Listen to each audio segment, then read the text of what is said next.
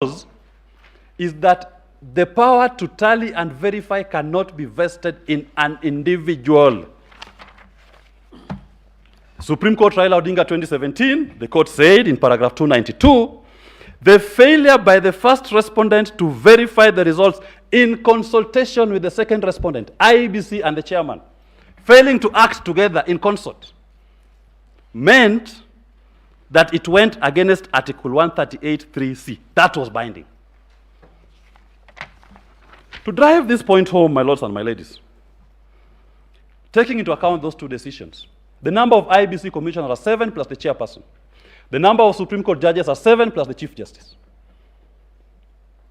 If, as been... Counsel, yes. Do I understand you to be comparing the Supreme Court, its architecture, and the IEBC? No. I wanted to give an example. Be careful, Counsel. Okay, I'll try to be very careful. I'll try to be very careful and not extreme. I just use the number of 7. That in terms of 7, the Supreme Court sits as a full bench when constituted. And the rules on arriving at a decision is by majority. And there have been even instances when the Chief Justice of this court has been on a minority. And we never saw a Chief Justice walking out there saying, my minority decision is the decision of the Supreme Court of Kenya.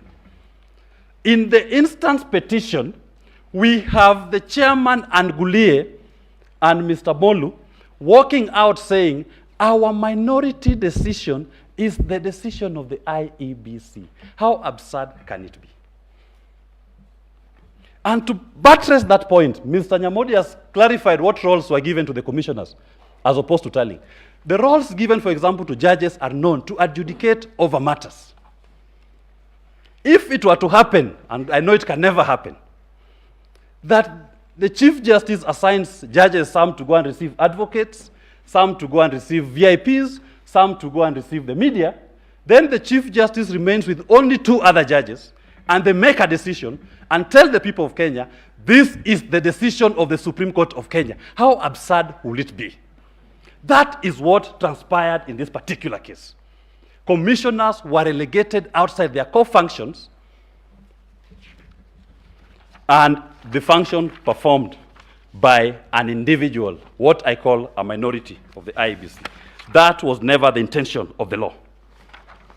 On the technological aspect, as I move to summarize, I want to refer, my lords and my ladies, that's issue number 1, on the qualitative test of the technology. IEBC, under the Elections General Technology Regulations, conducted an independent audit of the biometric voter register of the elections had been compromised from the beginning. That whatever numbers will come out of that universe of the elections, the voter register, does not matter. And I do believe even the third respondent, if he was the one filing this petition, would raise the same issues that I am raising today. What should we do in regard, in terms of my reliefs? I urge my lords and my ladies, the problems of IEBC, and specifically the second respondent, are systemic, as I've said. The court should consider the conduct of this second respondent, Wafula Chebukati, and Professor Gulie and Mr. Mwilu. The common constant, they were the only commissioners who were in the 2017 general elections. They are the only commissioners who procured the elections technology. And they are the only commissioners again today who are dissenting. They are the minority commissioners who are trying to countermand a decision of the commission. Appropriate sanctions need to arise. In light of the disobedience of the court orders in Maina Kiai, the court was very emphatic on what is the role of IEBC and what is the role of the chairperson. Very clear. When he unilaterally ignores that court order, I urge this court to take that into account when making appropriate sanctions. When the same person in 2017 again refused to accede to the orders of this honorable court in Petition 1 of 2017, this court should take that into account. We can't be coming back to you every election with the same problem involving the same person. It is time that Mr. Chebukati is shown that the will of the people of Kenya is supreme, and he must work within the constitution and decisions by this court. That's why we are calling for criminal sanctions and appropriate reports to the DPP. Why should the people suffer constant anxiety around elections that are being bungled when the courts have sounded themselves hoarse and loud on what is your role, what are you supposed to do, what technology to deploy, how to protect that technology, and he's not doing it? If you look at, we've attached the PSC report, Public Accounts Committee reports, again, finds an indictment of the same person sitting in meetings where he's conflicted. Look at the KPMG report. The auditors are saying they are being given even the information requested so late in the day, on the 16th of June, for a register to be gazetted on the 20th of June. This was deliberate attempt to make sure that the election is compromised. Section 6 of the Elections Act required the register to be opened for inspection 90 days before the date, the notice of a general election. The notice came out on the 20th of January. The register ought to have been opened 90 days before the 20th of January for inspection. He didn't do it. He gave the auditors the report so late. But they still pointed out that your register has a problem, and he took no remedial action. He proceeded to conduct the elections in the way that he desired. What he ended up doing is what my grandmother, Sophia Magambo, calls Nairobi Karafu, pata potea. Nairobi Karafu to mean at the National Tallying Center. It is, and we've advertised on our affidavit, the national chairperson of the commission called both Raila Odinga and William Ruto. The whole day, nobody knew who the winner was. Even the commissioners didn't know the results because tallying had stopped. I refer to the affidavit of the 11th respondents. They have confirmed even them, they were concerned. Why has the open display stopped? Why are you not announcing the results per constituency as you were doing before? That is what I'm saying my grandmother calls Nairobi Karafu. And my niece Mimi calls Piki Piki Ponki Pakamielo Disco. Because he called both of them. He called both of them. And he was the only person who knew who the disco would land on. It could have been either of them. It could have been William Ruto, it could have been Raila Odinga. It fell on William Ruto and he says, voila, you are the president. Is that how we intend to choose our national executive? We've reduced it to Mimi's childhood game of Piki Piki Ponki Pakamielo Disco. Counsel again. Yes, my lord. I did give you brotherly advice. Be careful. That language appears to be alien to this court. I'll be guided, my lord, I'll be guided. But the main point, so that we don't lose the crux of the point, is that the lack of transparency in the tallying and verification of the results, contrary to Article 10 of our Constitution, completely eroded public confidence in our Constitution. It completely left a very core exercise of a sovereign donation by the people to the whims of an individual not subject to any control. And that, my lords and my ladies, should not miss the attention of this court.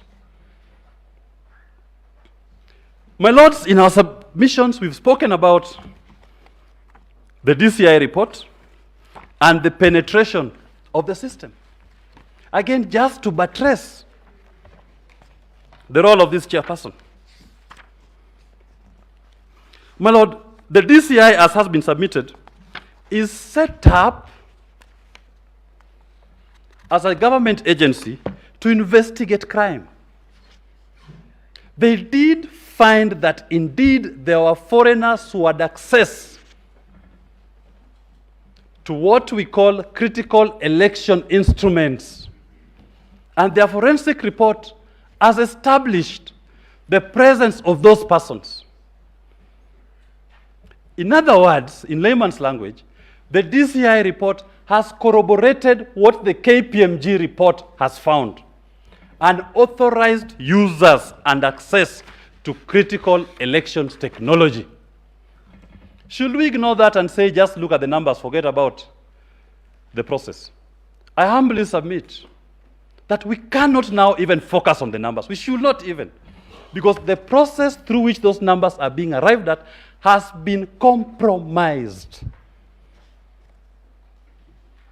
So that anybody inviting you even to look at the number is inviting you down an alley, a process in which the wish of the people has been convoluted.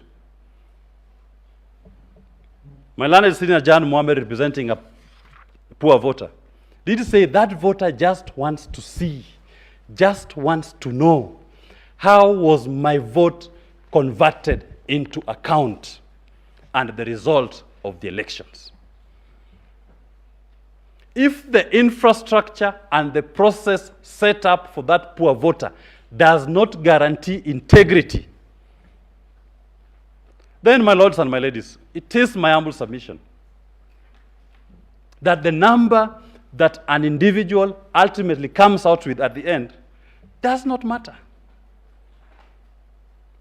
If that number comes out in a manner that infringes the Constitution, you've come up with your number in a manner that violates specific provisions of the Constitution, then that number does not matter. The Constitution has to be upheld. Because the Constitution is what established the framework through which we will start generating that number. You ignore the Constitution, then it doesn't matter. We've not organized ourselves as a sovereign on how to arrive at the number. My lords, as I move to conclude, I think it is very important that I buttress this point on the meaning of Article 138.3c, because I see I still have 4 more minutes and I will not wish to donate them at the moment, and Article 138.10. The IEBC shall tally and verify the count and declare the result. That's the first step. And I've invited the Honorable Court, there are numerous decisions from these courts on what a result is, outcome. So the first declaration to take ownership of the elections is done by the IEBC once they've verified and tallied the count. And some of the tools of verification, number one are the KIMS kits. Because the KIMS kits were meant to send you voter turnout per polling station. So part of how you verify, you ask yourself, this particular polling station, as per the KIMS kits, how many voters logged in? Thank you. How many voters logged in and voted in that polling station? Once you establish that, you check on the Form 34As, how many registered voters are entered to have voted in that station. If the numbers are different, then you ask for Form 32A, assuming some were identified manually. Those are the steps of verification.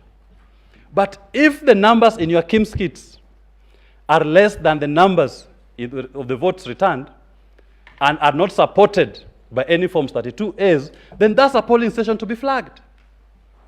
It means the verification has not returned or cleared that polling station. That is what the IEBC does.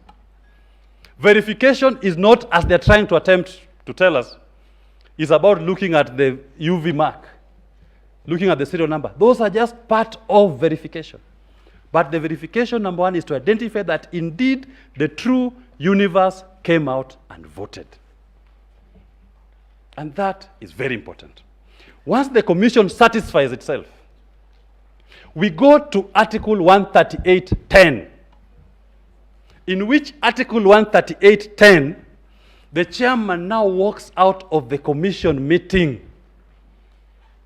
together with all his commissioners, if necessary, and proceeds to now declare the result. Because remember what I said, the first declaration was done by the IEBC when they concluded their verification and tallying. Then the other declaration, 138.10, is done by the chairperson. And then he issues the certificate as an individual. So that to assume that the chairperson on his own can conduct, or that the staff of the commission are the ones to do the tallying and verification, that is erroneous. It is the commission that does it. The staff of the commission are spread everywhere. They report to the commissioners who constitute the commission. And the commissioners take control of that process. And finally, my lords and my ladies, it is not the first time we are holding elections in this country. To say that Mr. Chebukati didn't know what the law was. He knew. These provisions have been applied in 2013. They were applied in 2017, 1, and 2017, 2. And the commission functioned as a commission to conduct those elections. Why should we now move away? My lords, finally, in this election, we submit the people had their say, but the machines, technology, had its way. Please correct it. Thank you very much. Have a good day.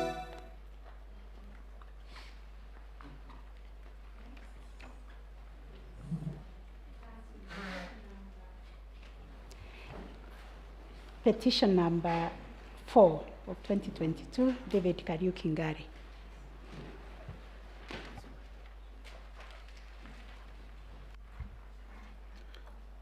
My lady, this is petitioner number 5 in the consolidated petition.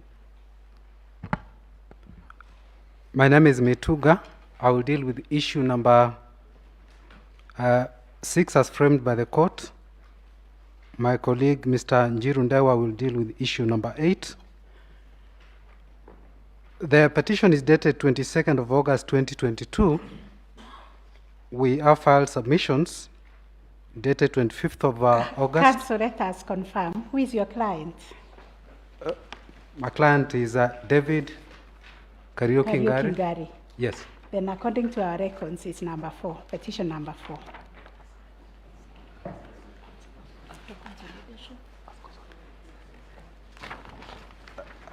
I do apologize, my lord. It would appear I printed some ruling that reflected him as petitioner number 5 okay. Maybe in the after consolidated petition. After the consolidation, yes. Yes. The party is the same, no problem. Very well, my lady. We have filed petitioner submissions dated 25th of August 2022. They are supplementary submissions dated 28th of August 2020. Sorry, you said that you'll address issue number?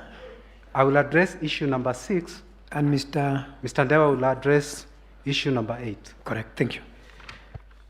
My lord, we have filed submissions dated 25th of August 2022.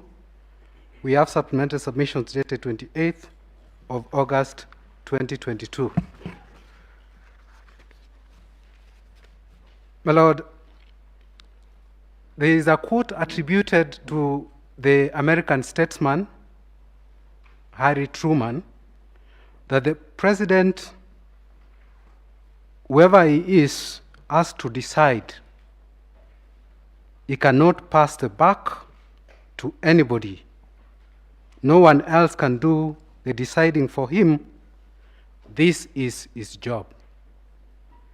And my lord, it is my submission that constitutional mandates given to IEBC have to be performed by IEBC because the buck stops with the commission.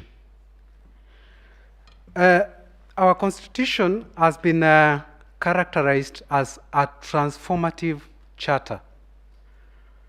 Well, the only way it can be a transformative charter is if we breathe life to it instead of paying lip service. The principles that run through the Constitution, including transparency, accountability, participation of the people, have to be given, we have to breathe life to those provisions if the Constitution has to live up to its characterization as a transformative charter. It can also live to its characterization as such if the independent institutions under the Constitution discharge their mandates according to what is provided there. One of the institutions is IEBC.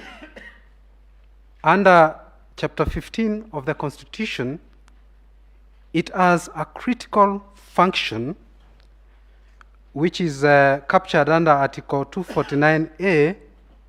It must protect the sovereignty of the people.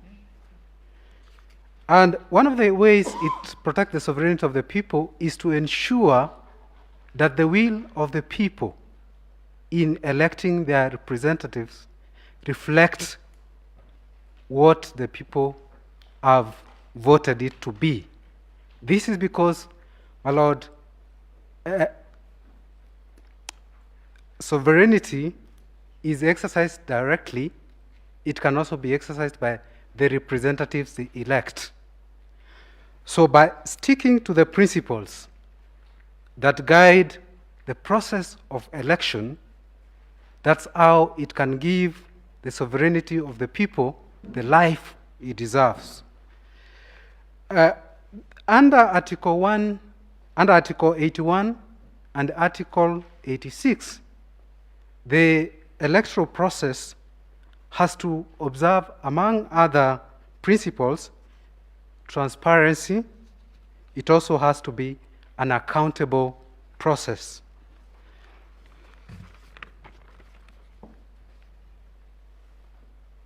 My Lords, the Commission is constituted under Article 88, and the national legislation that provides for the Commission is the Independent Electoral and Boundary Commission, that is Act number 9 of 2011. Under Section 5, a commission is established, and under Section 11 and 11A, it's categorical that the Secretariat works under the Commission.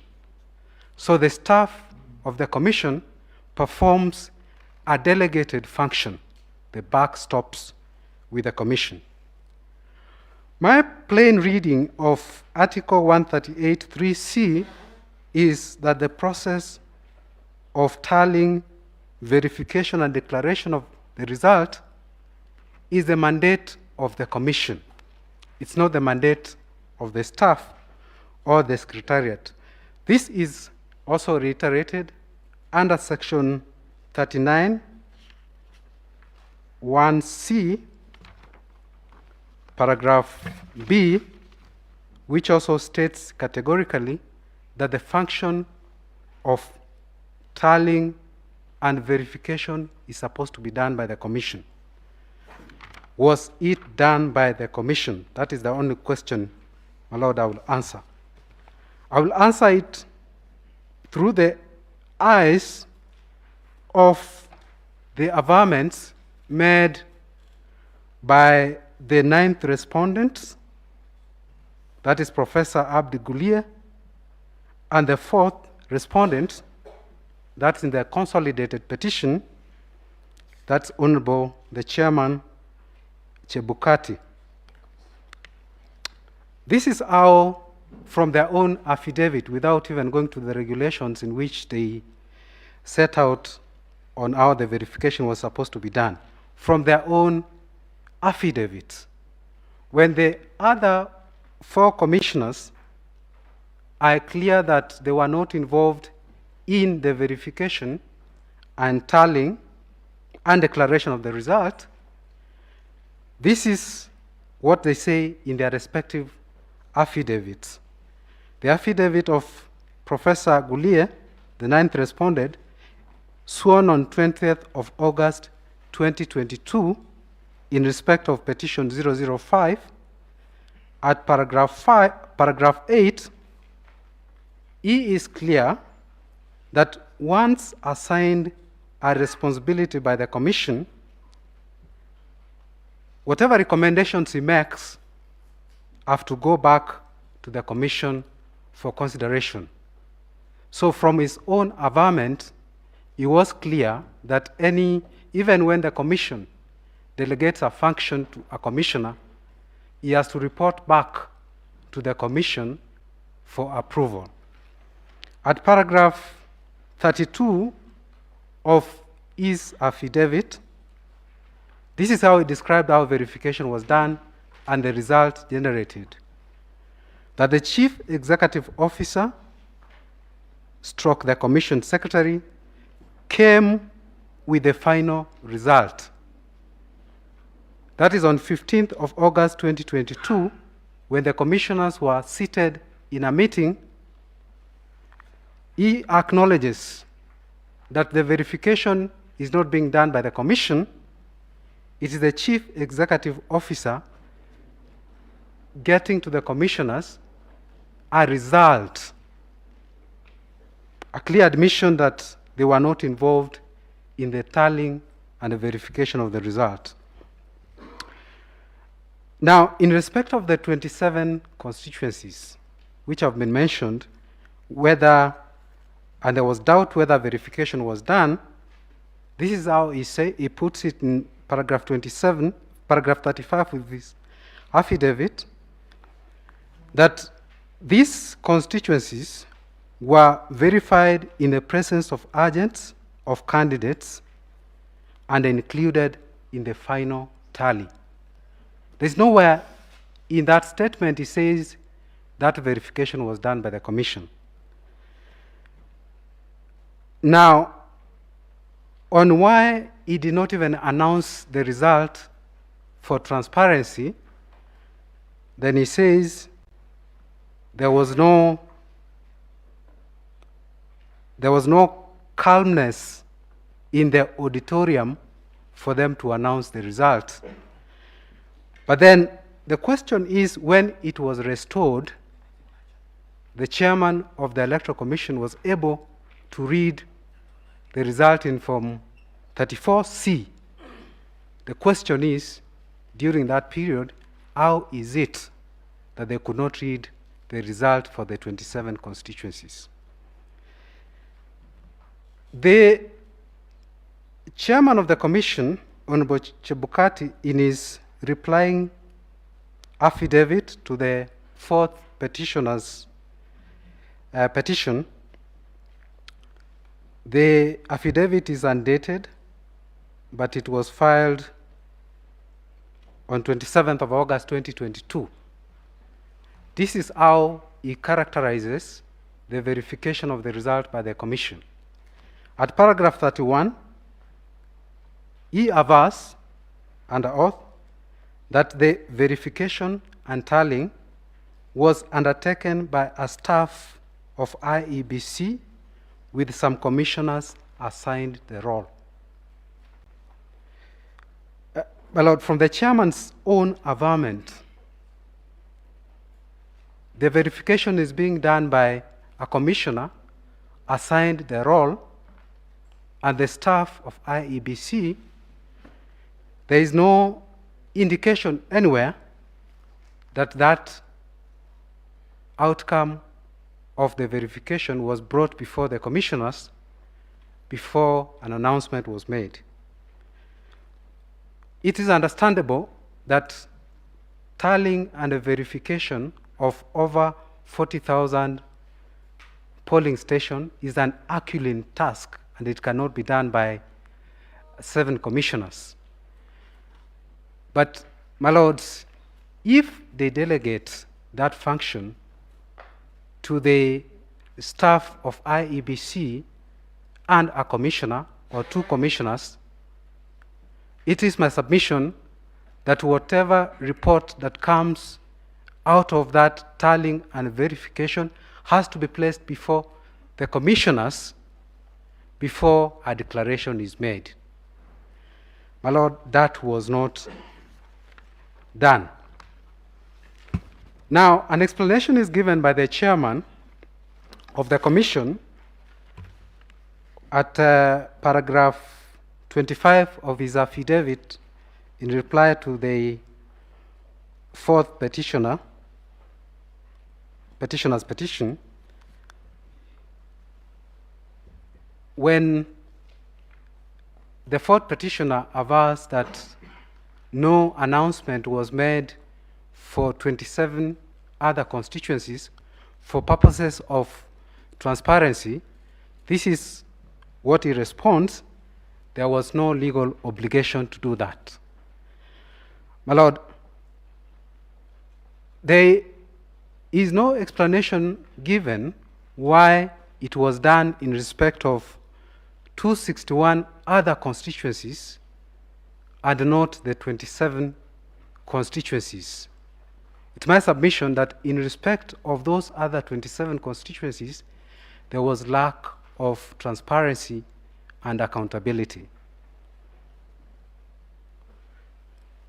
The chairman avers in that paragraph 25 of his affidavit further that Professor Gulie was prevented from reading the results,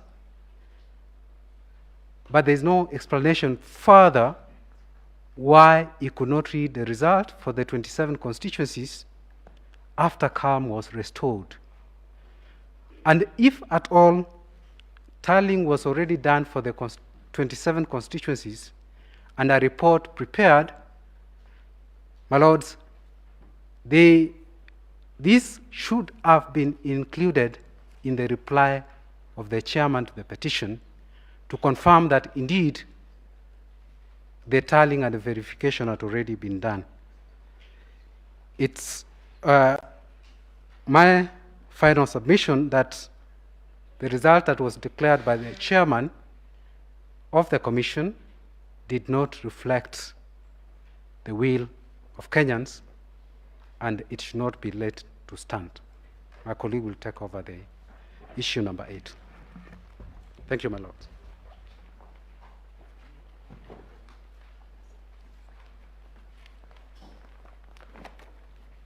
My ladies, my lords, my name is Wanjala. Permit me to address issue number 8 in respect to our petition.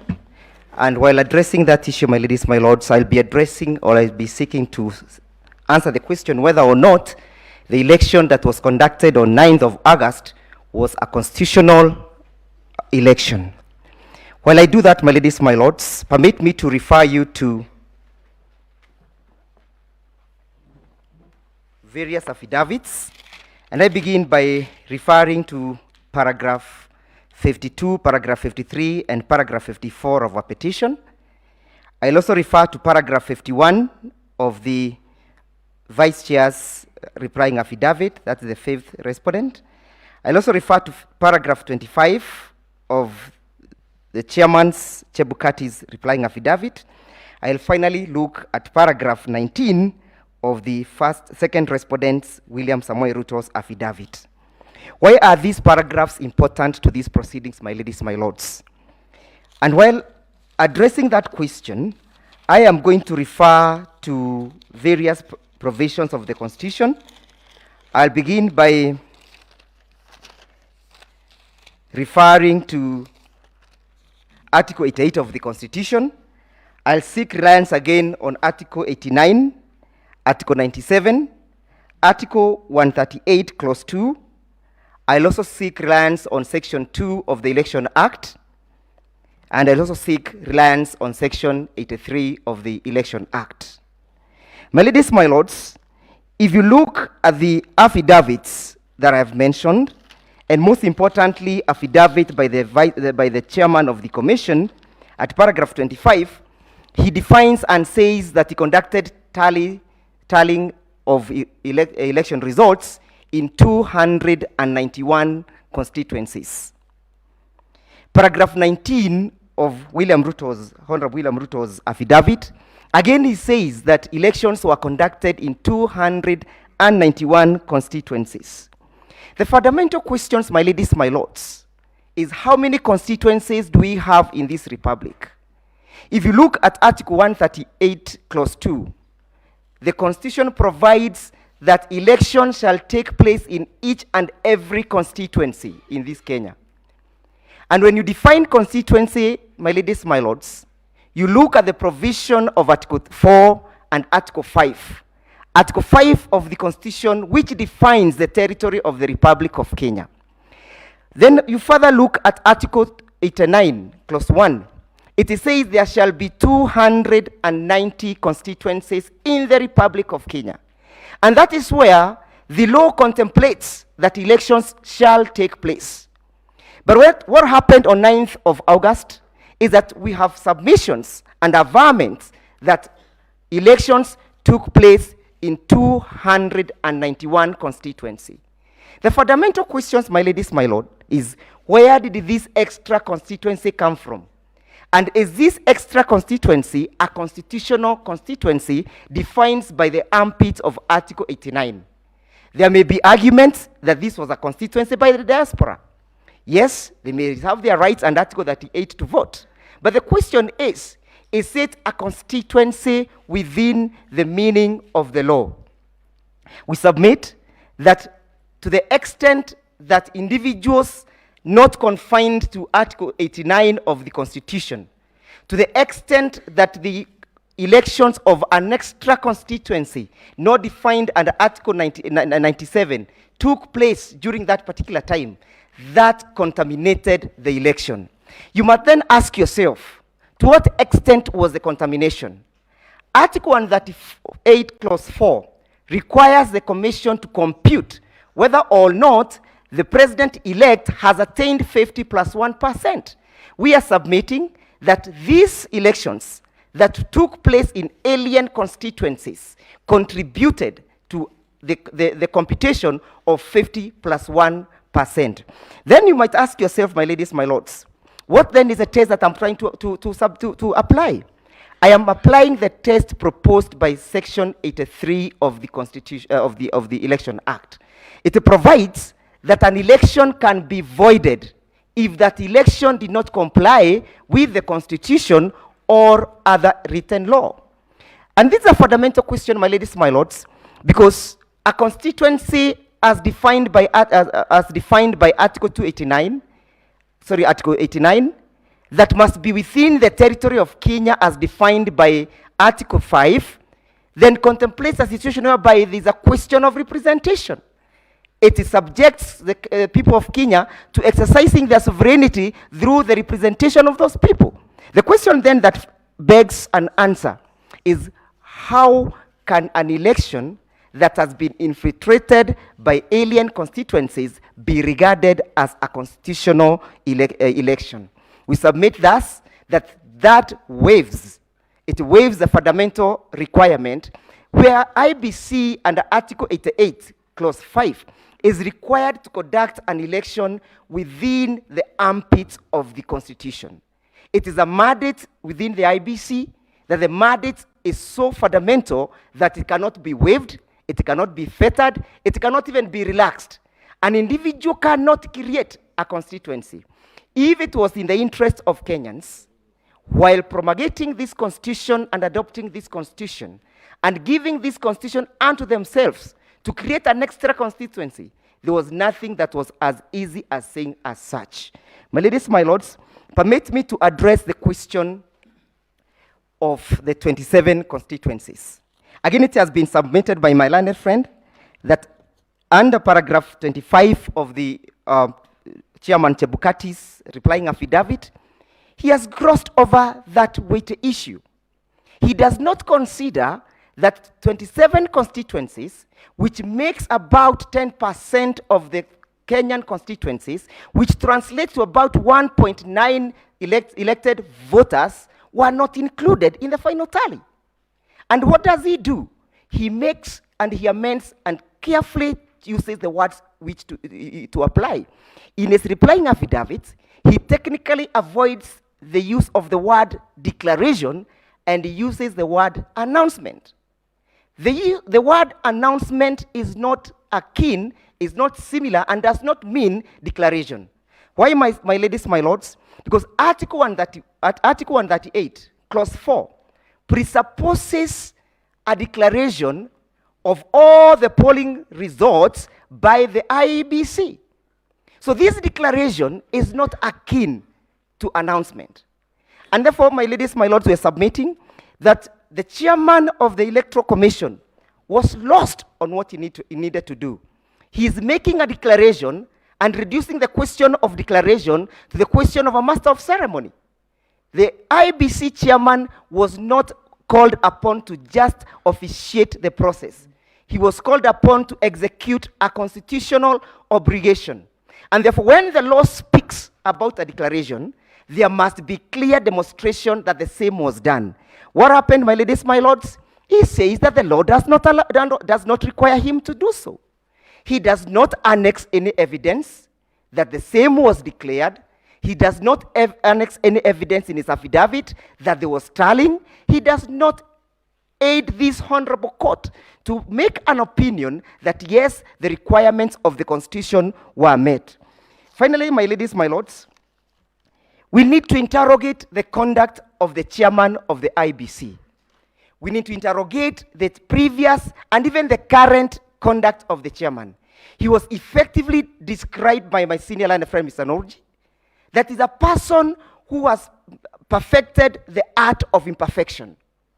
And he has perfected the art of imperfection by making sure that he conducts a lone ranger process. Remember, my ladies, my lords, to the run-up of the second election in 2017, a similar issue arose, which necessitated the resignation of the commissioners. How long shall we allow an individual to keep on transgressing the law? How long shall we allow this individual to keep on putting Kenyans and to subject Kenyans into uncertainty? The law requires that there must be certainty. And the certainty contemplated by the law is that I shall cast my vote, and my vote shall count. And why are the 27 constituencies fundamental and key to these proceedings? If you look at our paragraph 57, 52, 53, and 54, we have listed those constituencies. It is where an individual or the first petitioner has his supporters. It is where he has his support base. So were they left out as a matter of design? Were they left out by default? Or was he holding someone's brief? My ladies, my lords, we submit that to the extent that those constituencies were not tallied, were not verified, and the declarations were not made, then this election did not meet the provisions of the Constitution.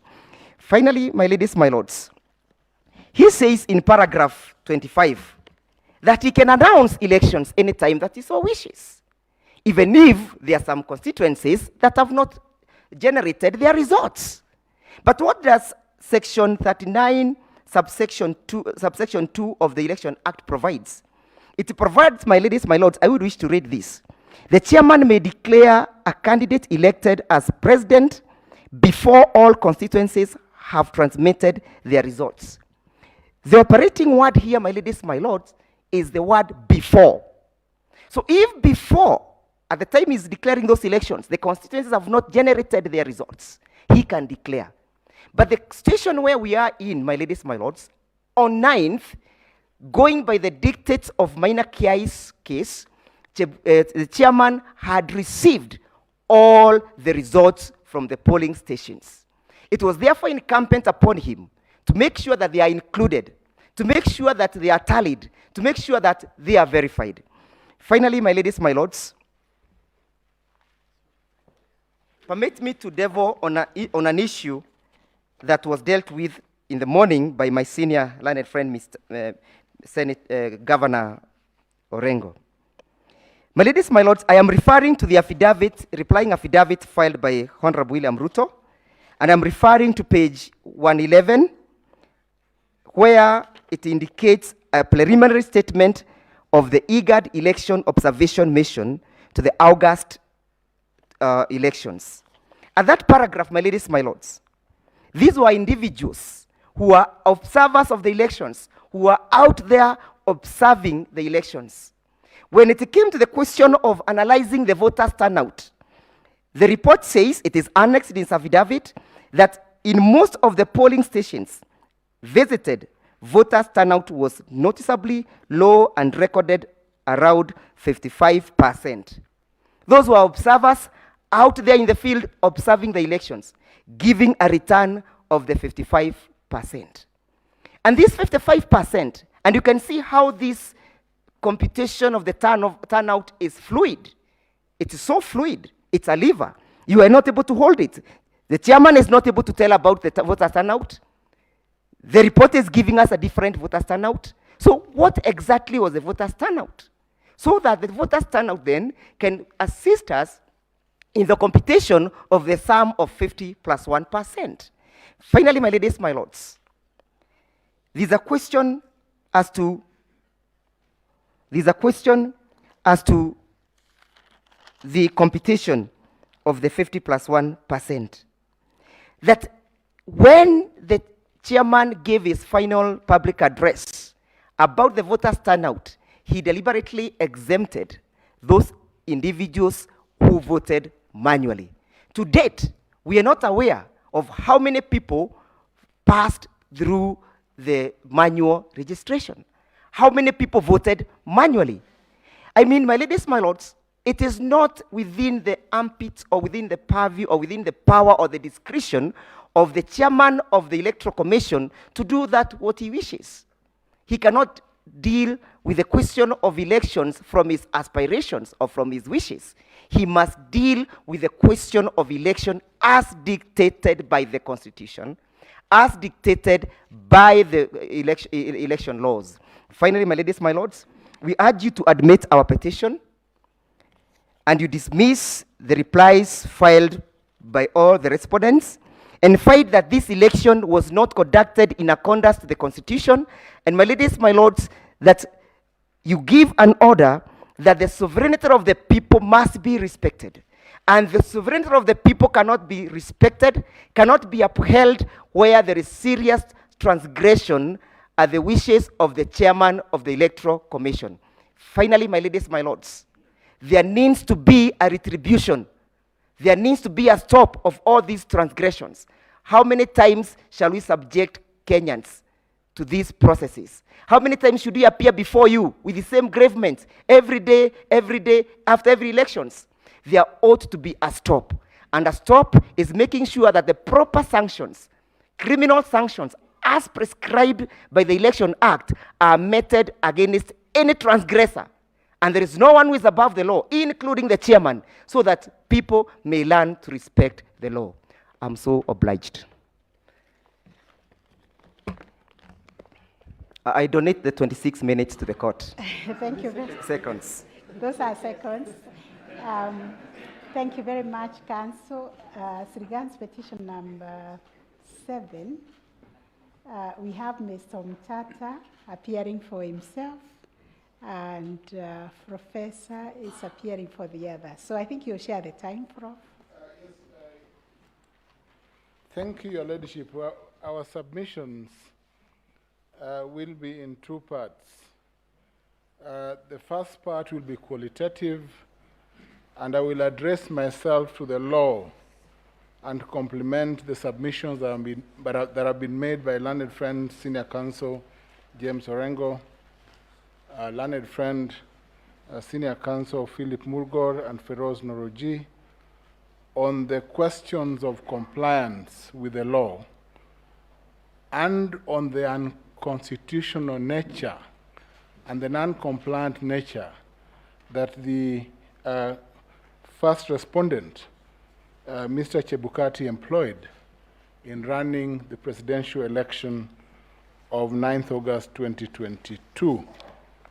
My lords, the the person I would not want to be now is Professor Githu Muigai, because every single advocate in this court has spoken to the violations by his client.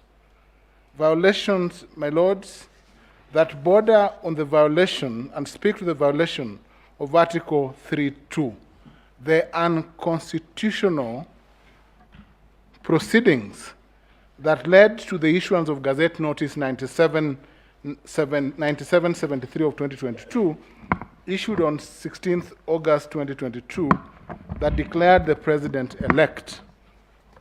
My lords, we shall be asking that that violation or that Gazette Notice be vacated as we make several orders, my lords, under Section 84 of the Elections Act and Article 143 of the Constitution. My lords and my ladies, let me start by submitting that my submission shall be around one, the issues framed by the court, particularly, my lords, issue number 8 on illegalities and irregularities that, if applied disjunctively as this court has ordained before, my lords, will lead to a compelling order of nullification of the elections of 9th of August 2022. But I will also, my lords,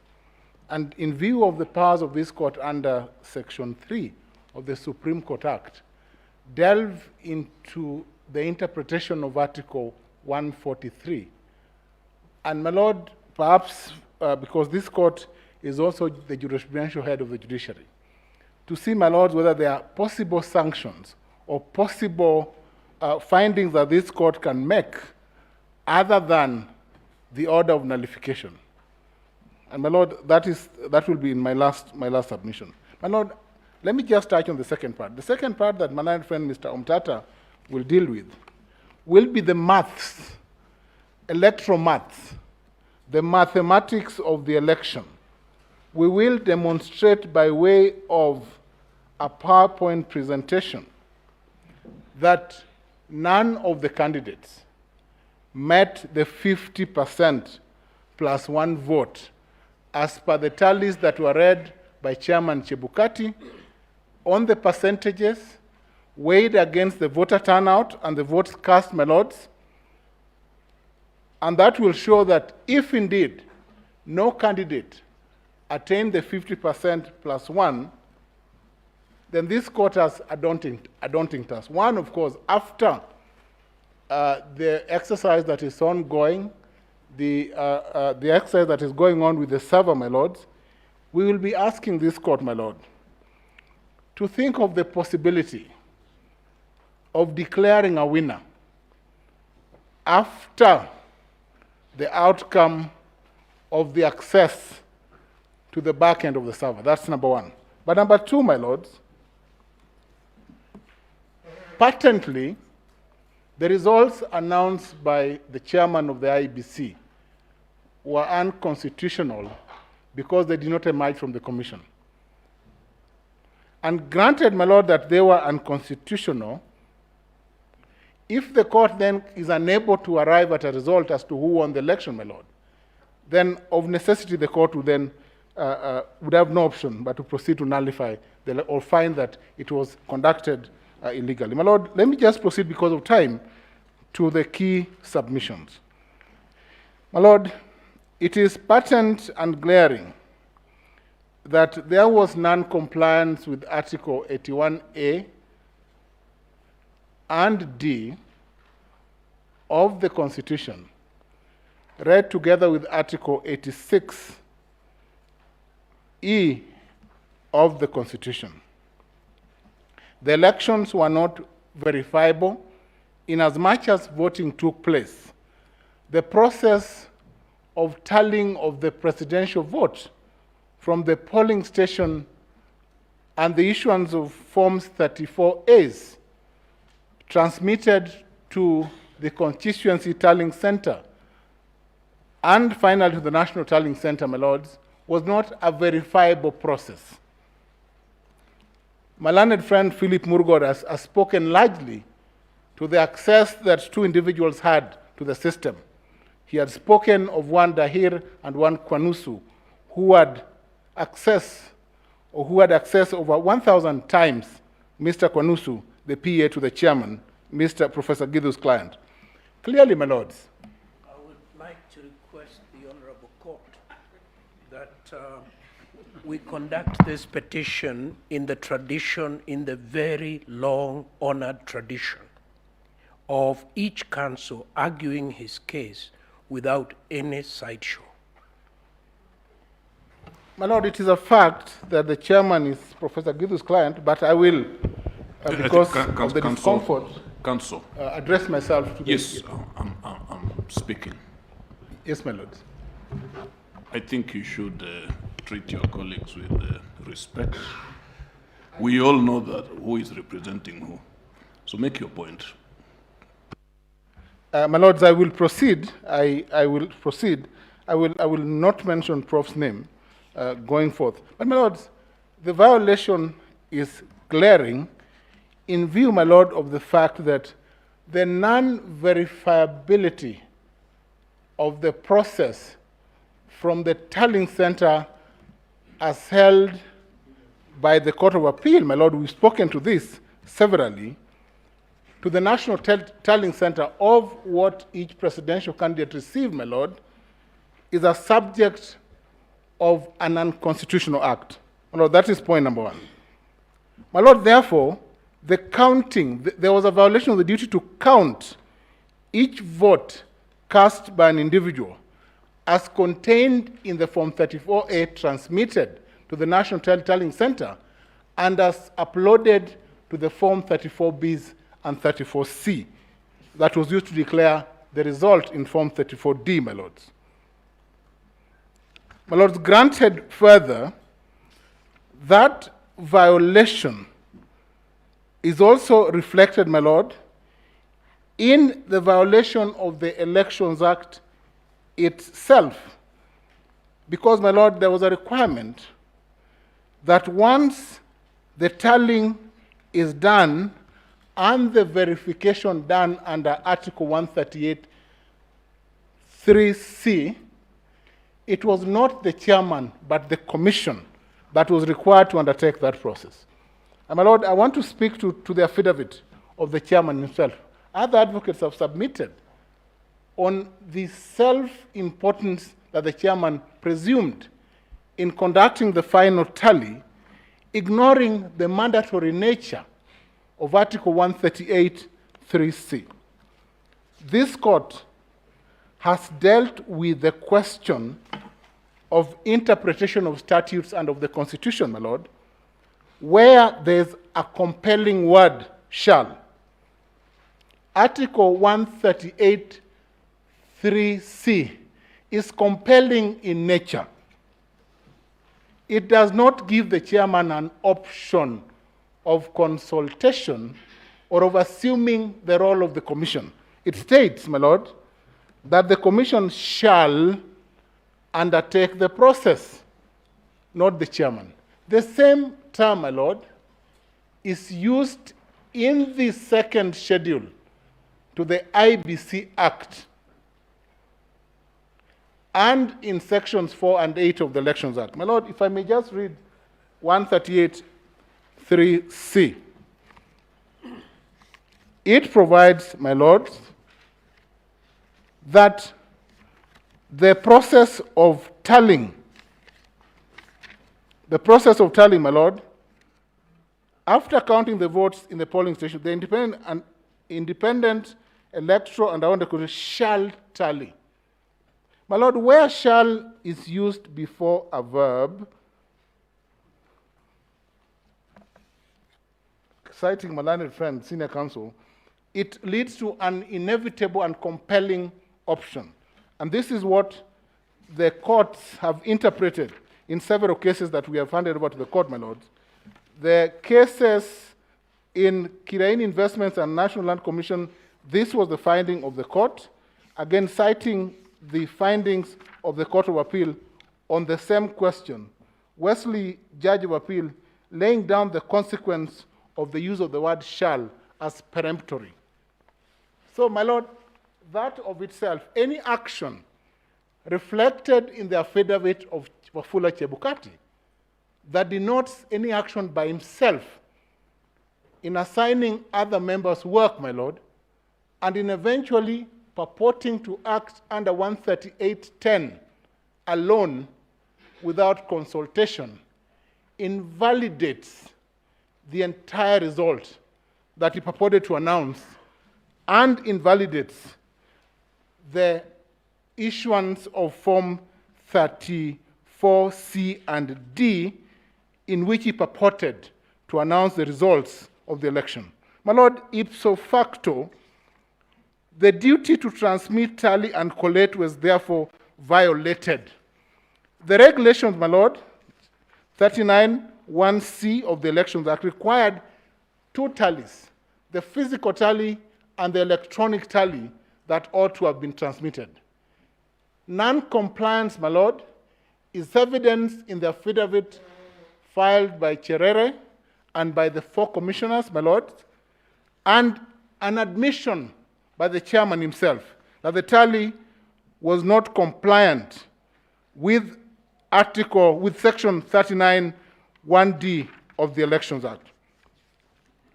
My Lord, going forth, the complementary nature of compliance reflected from sections 39 to section 44 uppercase A of the Elections Act, my Lord, denotes non-compliance by the commission, but also an admission, my Lord, that there was no commission the moment the commission was divided and was working in different forms.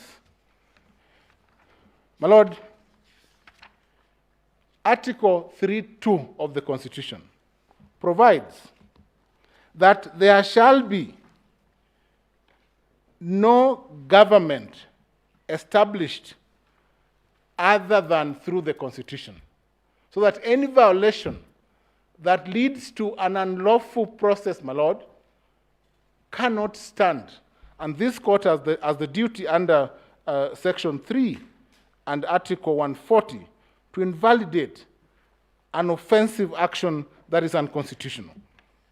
My Lords, we submit that through the affidavits that admit the interference with the transmission system, the interference with verification, and the duty to declare the presidential election by the commission, the result gazetted in Gazette Notice issued by the chairman, being Gazette Notice 9773 of 2022, was unconstitutional and cannot stand and must be invalidated by this court. My Lord, in view of time, we wish to submit that even aside finding that even the duty of the commission as created and enshrined, my Lords, in Article 249, is governed and dictated by the principles under Article 10, my Lords.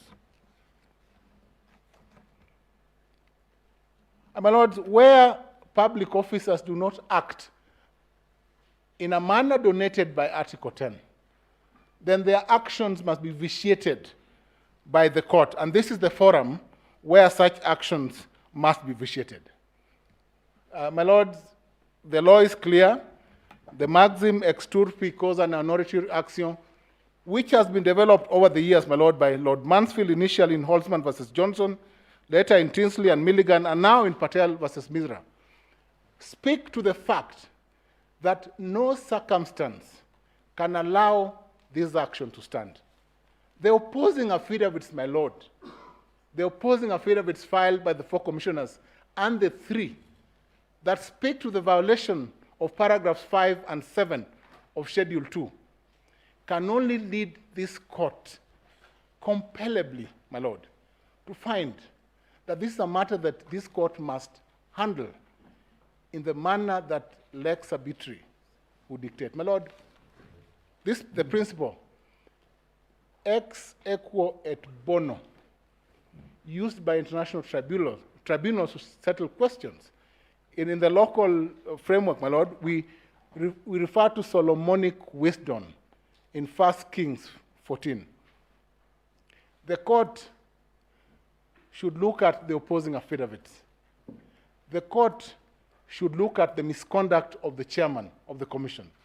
The court will then compellively apply the dictates of fairness in this matter and find that the people of Kenya were violated by the conduct of an election outside the framework of the Constitution, through the violation of the process, through the violation of the outcome. And my lord, we want to demonstrate to the court, before I wind up, that mathematically, and this is where the law meets mathematics, no candidate attained the 50%.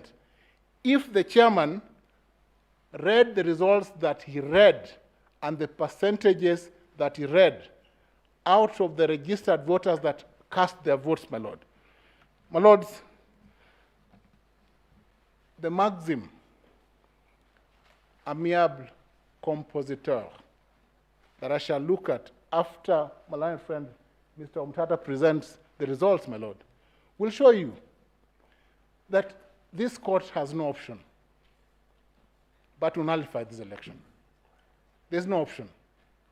There's no option. Mr. Omtata. Gather because you're all senators, you're learning friends now? Yes, my lord, Mr. Omtata is a serial litigator and a public interest, a public defender in this country. And I respect him for that role, my lords. And now a senator? And now he's a senator? Yeah, he's a senator for Busia County. He replaced the Attorney General, who did not run for office.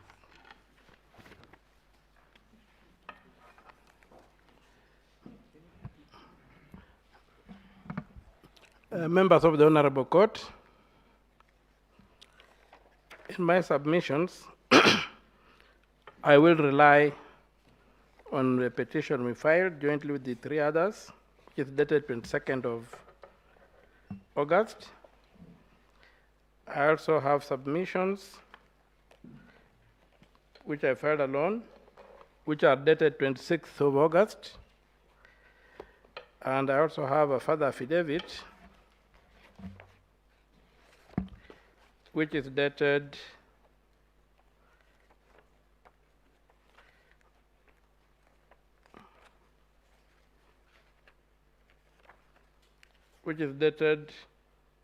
the 29th of August. My lords, before I remark on the mathematics, I just wanted to make a small observation as regards point number 1. And I think the elephant in the room is point number 1. What kind of election does the Constitution of Kenya anticipate?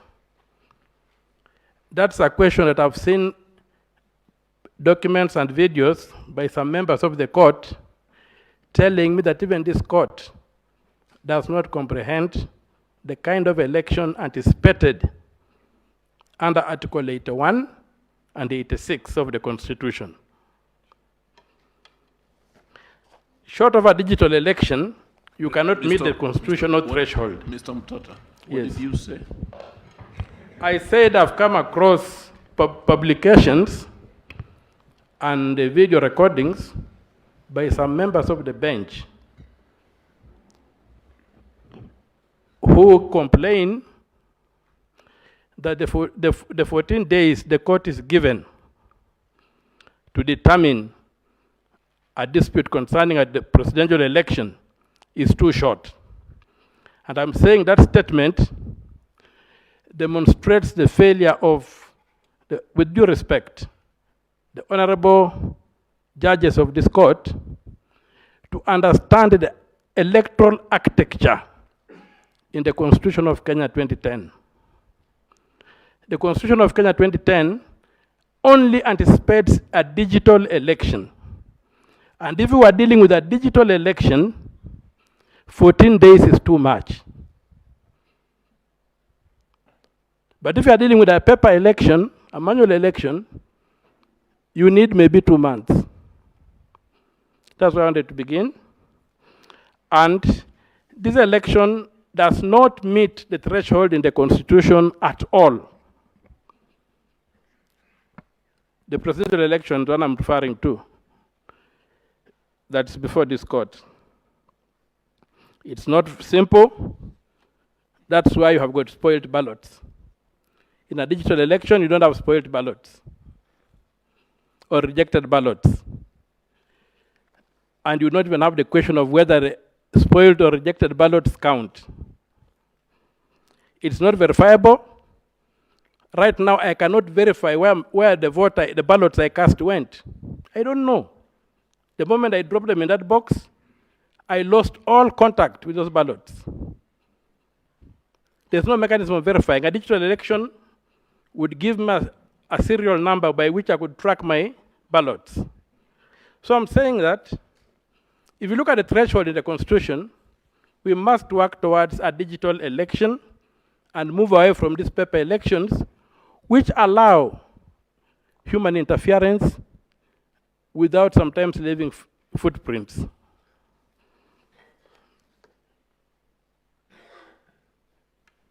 I would now go to my submissions. I was supposed to be given some aid. Yes. Where's the... If the time could stop running, we had supplied the electronic instruments to the court.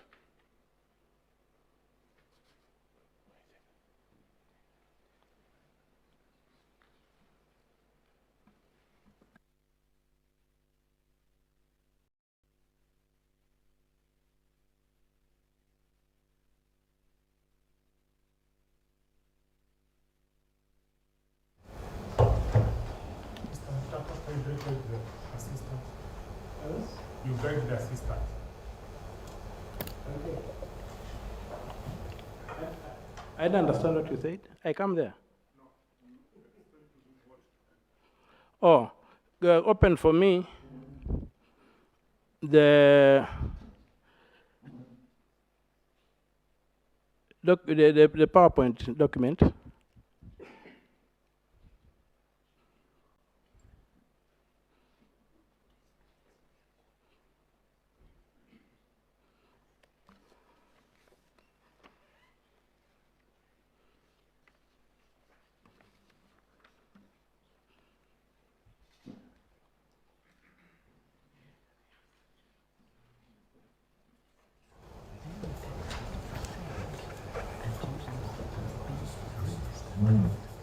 Go to the next slide.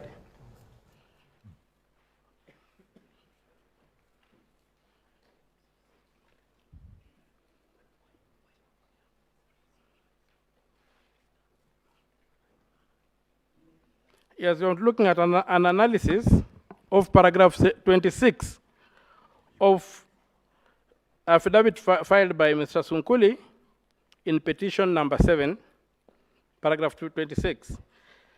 And you can see that he's giving us, he gives data of how the KIMS kits transmitted on 9th August at 17 hours at the close of polls. He gives that figure. On 9th August at 20:45 hours, about some 3 hours and 45 minutes, he gives his figure of 13 million. Then, most surprisingly, you have 2 entries. There's the entry that which gives us at 14 hours and 14:40 hours. The KIMS kits are transmitting some 23 hours later, still transmitting data. And we're saying that that data is not acceptable. So we come to the next slide. I'll just run through given the short time I have. When you got that slide, you look, they tell you at 20:45 hours, on 9th August 2022, some 13,731,215 people voted. Polling turnout recorded on 10th August is 14,239,862 ballots. And on the 10th, that is the day after the voting, and we know that it's only elders where elections were taking place. Now, when you analyze that data, you find that 508,647 ballots are added on the 10th. And you saw Land Council Willis show that the audit of the register had almost the same number of ghost voters. So you can see from that data that Mr. Sunguli presents, you are able to isolate 508,647 ghost cast votes, which are more than the difference between the two leading candidates.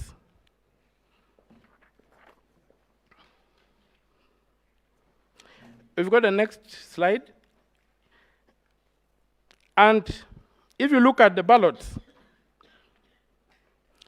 that are recorded to have recorded on the next day, you are talking of some 1,665,412 curiously cast votes, which are coming out after the close of voting, and that's after 3 hours after the close of voting.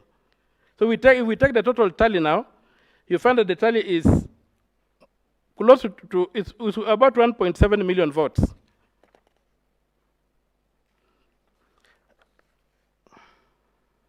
That spike in votes is not possible.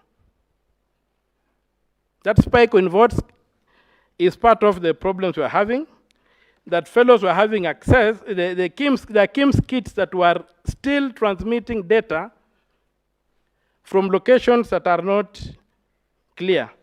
Because the KIMS kits that were in polling stations, the voting stopped on 9th.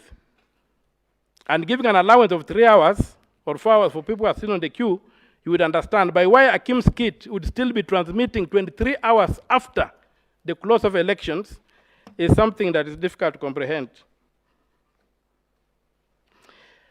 Also, my members of the Honorable Court, if you look at the Form 34C that has been published and interrogate the data there, if you look at the total of the variables ascribed to each candidate, the amount that you get is 110 votes less than the number that has been printed on that paper.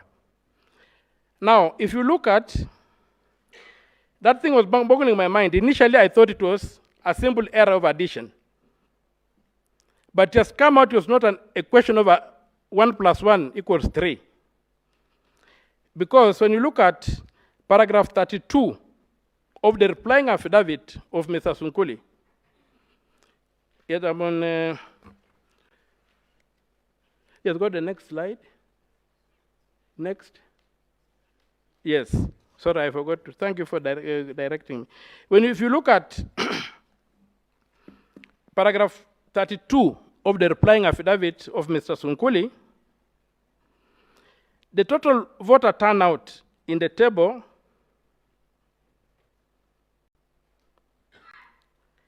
when you subtract from it, as given in the table, the number of rejected votes on Form 34, you get exactly that figure of 14,213,137, which in that replying affidavit they claim was an error of addition. But if you interrogate their raw data, you find that that figure is the valid figure. So the votes attributed to the candidates are fictitious. From paragraph 32 of Mr. Sunkuli's replying affidavit.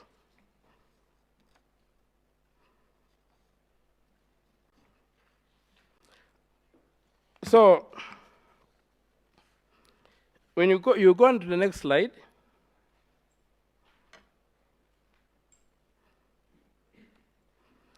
I've reproduced I've tried to factor in the figure that Mr. Sunkuli gives, and when you add them, you get the 14,213,137.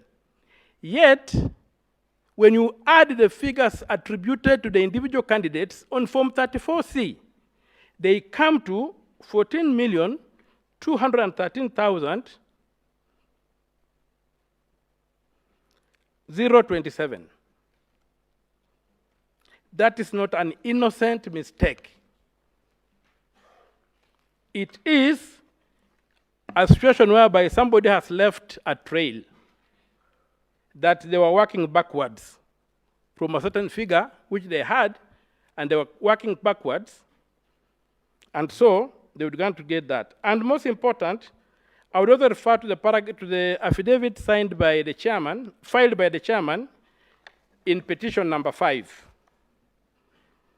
At paragraph 95 of his replying affidavit, sworn on 26 August 2022, the chairman presents the exact figure of 14,213,137 as the total valid votes cast for all the 4 candidates. So if that is the figure that's coming from the raw data, that's the figure that's carried in the affidavit, then the values attributed to each one of the 4 candidates are fictitious and cannot count. And therefore, that Form 34C is an invalid document.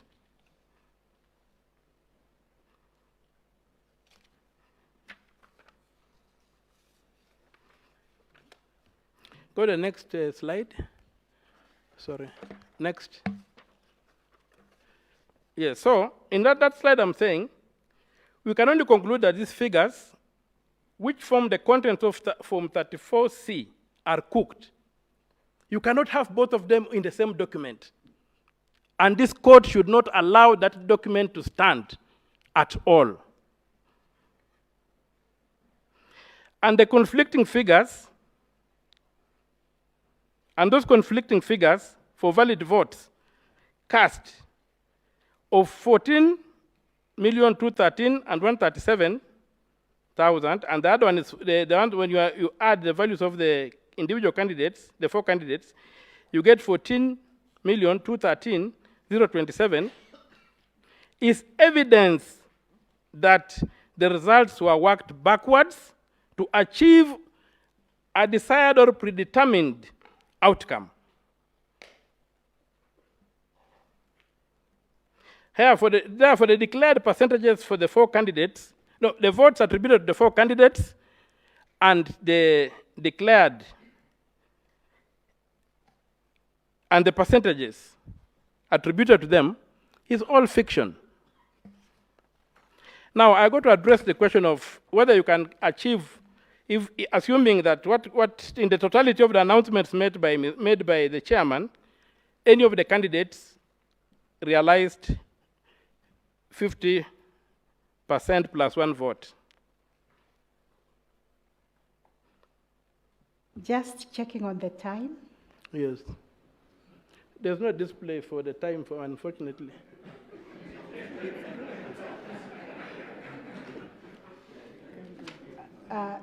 According to mine, time is over. If you could just finish your slides. Okay, thank you. Because they seem to have lost theirs. Okay, so a further analysis of Form 34C on voter turnout, the chairman announced, and that issue has not been retracted at the close of voting. He was answering a particular question, and a journalist asked him, as matters stand now, what is the national voter turnout? And he said, oh, that one, I can deal with it.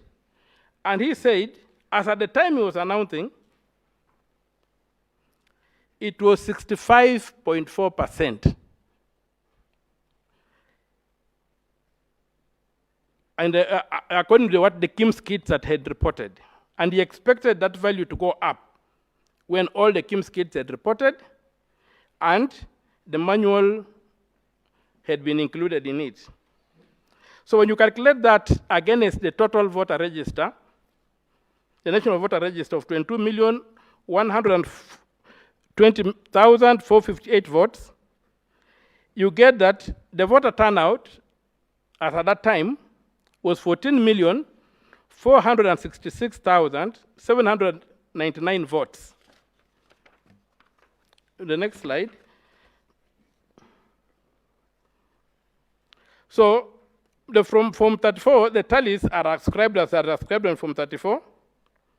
You get, when you factor in the rejected votes, you get a total value of 14,326,641 votes having been cast. That is the valid plus the rejected votes. So when you get the difference between the two, the declared voter amount and what has finally been published in Form 34C, you find that a number of 140,138 votes were not accounted for.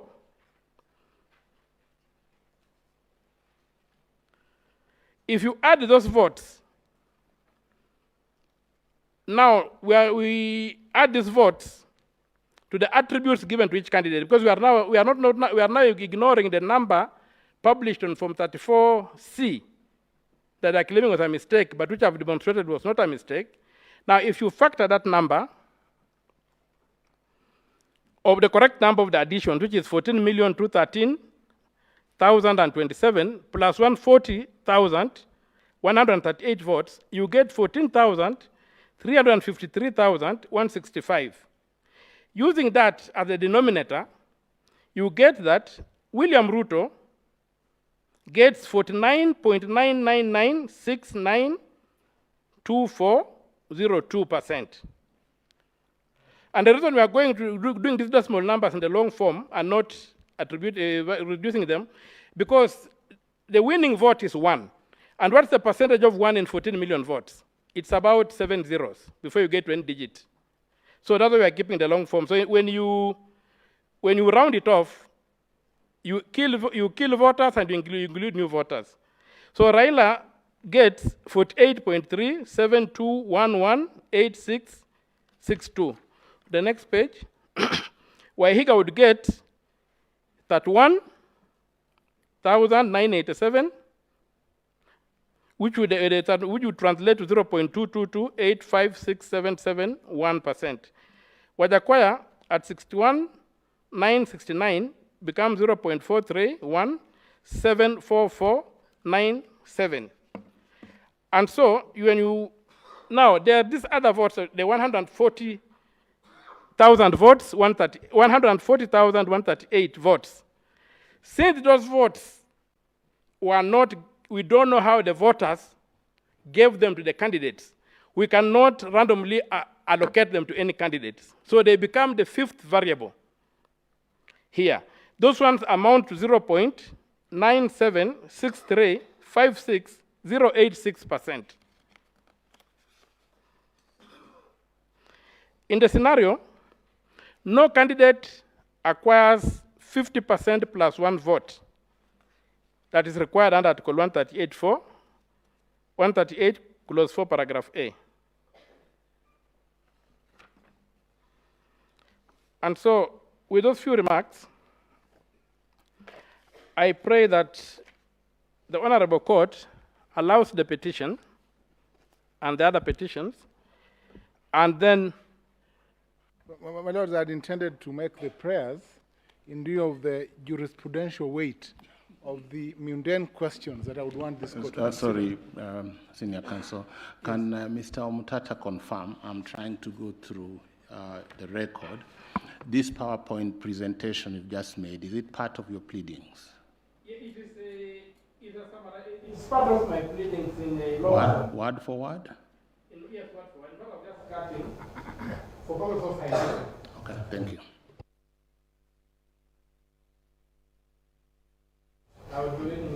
Unless you are changing, that is not word for word. No. So if it's word for word, we don't need any other copy. The But of the most important is the father affidavit. Because when I did the first one, I did the petition, I did not have the information that came from. I did not have the information that came from Mr. Sunguli's affidavit. So I would request the court to pay particular attention to the father affidavit. That's why I had the benefit to compute the figures with the figures that the commission supplied. That's all, my lord. Thank you. Compelling are the figures that finally mathematics finds its way into invalidating. So, General, you have no leave to address the court after time. Why don't you start from there? From where? From what time? Start from there.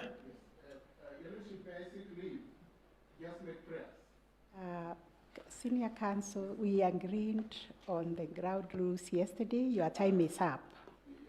In fact, his time went over because he was on the PowerPoint. We noted he went over by 6 minutes. So please, yes, if you have anything, you can reply when you have time to reply. Rejoinder.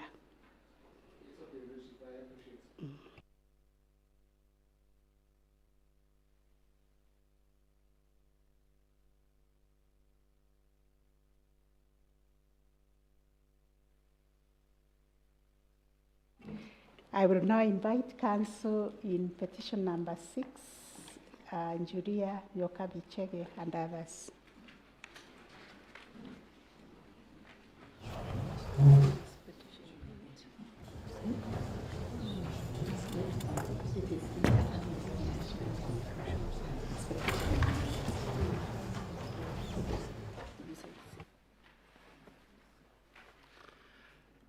May it please, Madam Chief Justice, Deputy Chief Justice, and other members of the court. My name is Kibe Mongai, appearing with Ms. Wairi Mukeru for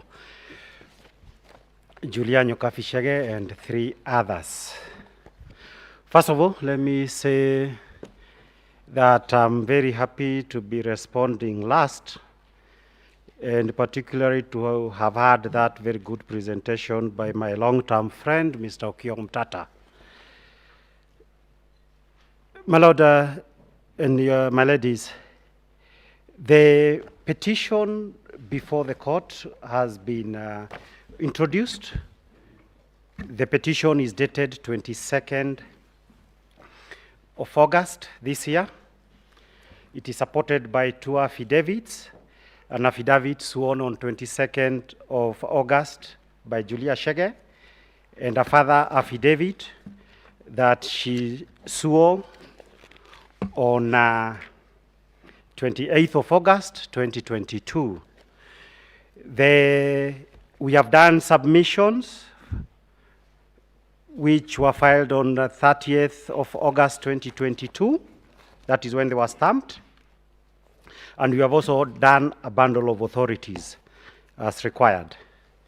Now, having introduced the pleadings that we have filed, I wish to, looks like I don't have the petition, but basically the petition before the court, the petitioners are basically arguing for invalidation on the simple ground that there are so many violations of the constitutions and the electoral law by IEBC and its chairman, as the case may be, and as a result of which, those violations constitute such severe illegalities and irregularities that the results announced ought to be nullified. We have pointed out, for purposes of the specific issues raised by the court, we want to dwell with issues number 6 to 9 that were identified by the court. And to sum up, because before we go to the exact issues, is we shall basically be talking about 3 violations before we refer to the conclusion. Now, the first issue is the fact that over 700,000 people who ought to have voted during the general election held on 9th of August were deprived of the opportunity to do so. Number two, we shall be arguing that the third respondent, that is the Commission,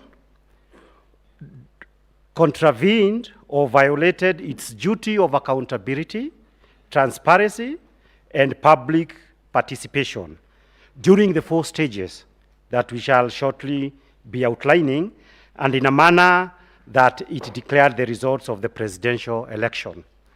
The third issue that we shall be referring to is the fact that the third and fourth respondents violated the procedure set out in Article 138 of the Constitution in discharging their mandate of tallying and verifying the vote at the Bomas of Kenya. I start with issue number 1. The constitutional basis for issue number 1 is Article 38 and 138A of the Constitution. And in this, we are referring to the number of people, 700,000 by our count, who ought to have voted and were deprived of the opportunity to vote. Now, what is the complaint? The complaint, members of the court, is laid out at paragraphs 56 to 60 of the petition, paragraphs 56 to 60 of the Constitution. And the supporting evidence is laid out in paragraphs 24 to 28 of the supporting affidavit sworn on 22nd of August, 2022. The long and short of those paragraphs is that the petitioners are basically saying that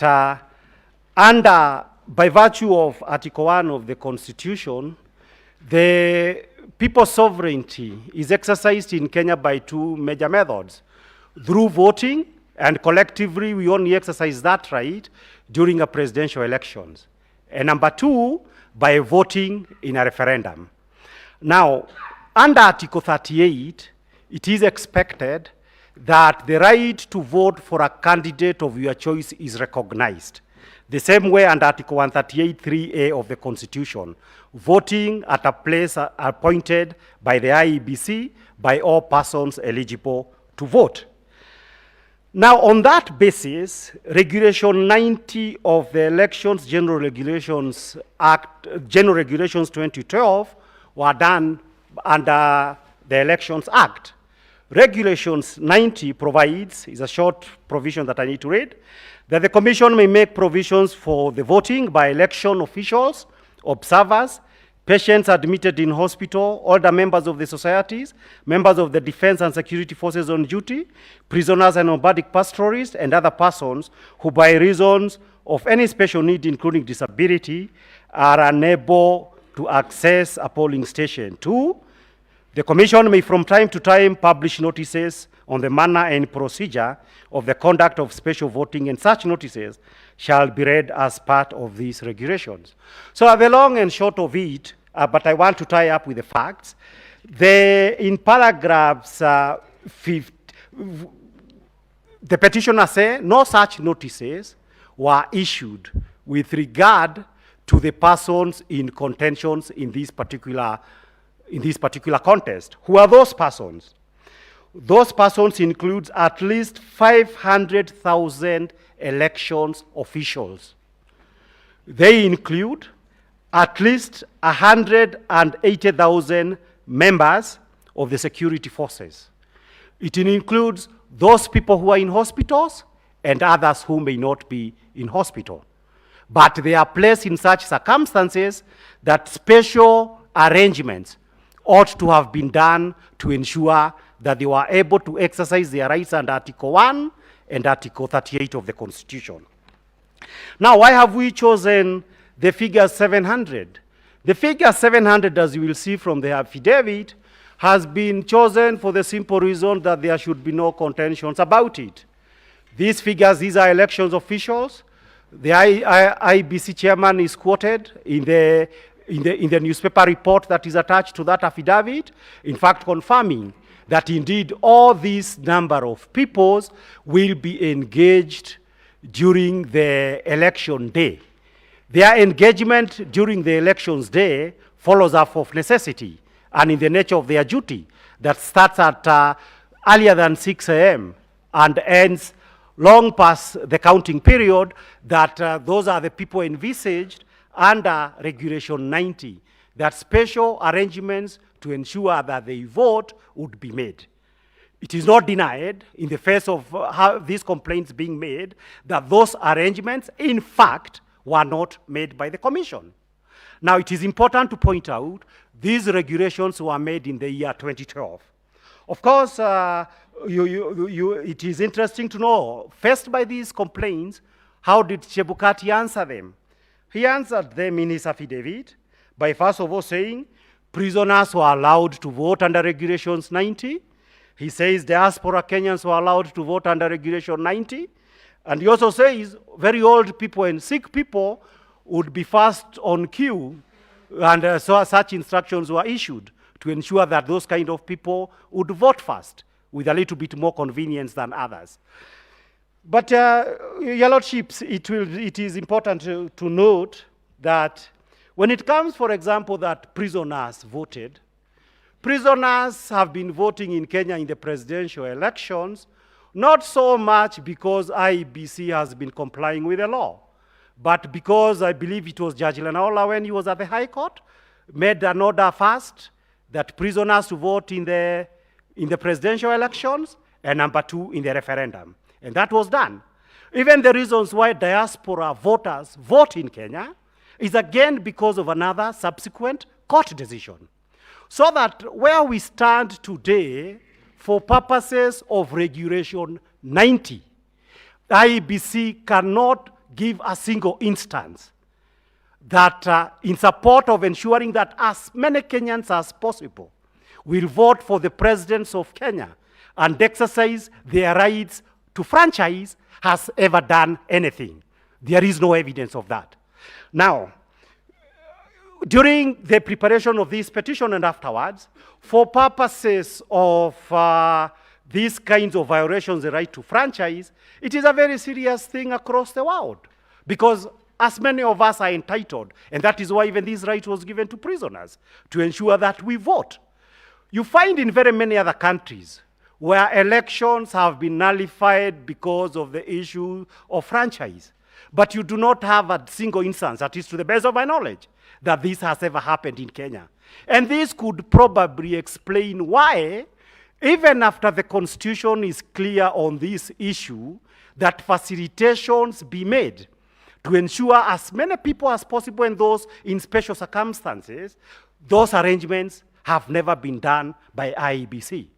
It is my submissions that given the results that were declared on the 15th of August this year, voting by up to 700,000 voters, even if that was adjusted, how many of them could have been registered and how many of them could actually have voted to the actual averages, you would still have arrived at a very big figure of more than 300,000. That directly and on account of non-compliance with an express provision of the law were unable to vote. Did the failure to make that accommodation, those arrangements to ensure those people voted affect the results of the elections? Undeniably. If those people had voted, it is our submissions that the results of the elections could have been affected. And my Lord, it's in my submissions that unless and until this honorable court take up that issue as a serious issue of violations of constitutional law, then Regulation 90 could as well be an empty piece of legislation. And therefore, part of the enforcement of ensuring that the universality, that the free franchise and universality of it is respected would be to ensure that a very serious elections was violated on its account. And it is on that reason that when we read our submissions, we are urging the court to do exactly that.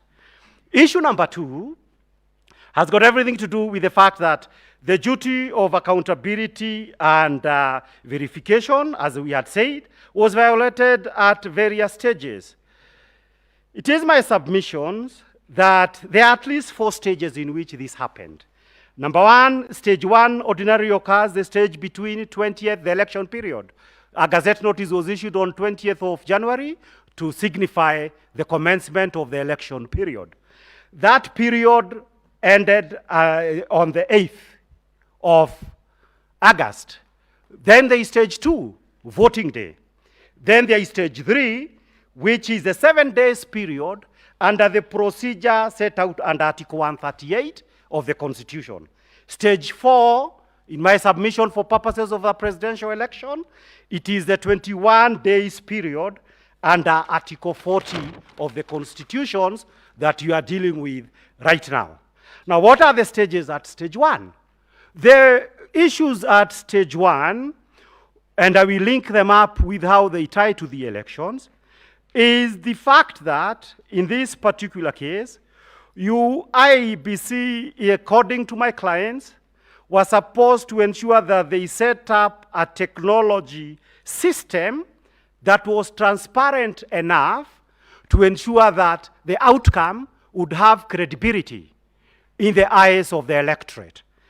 The one single issue that we have pointed out for purposes of that in an elections where you've said you have recognized voters using Kim's kit, it has been recorded, it is our submissions, that on day 1, in their affidavit, they say 6 hours, that at least 6 hours after the conclusions of voting, Kenyans ought to have known what many people voted electronically and using any other complementary system of voting.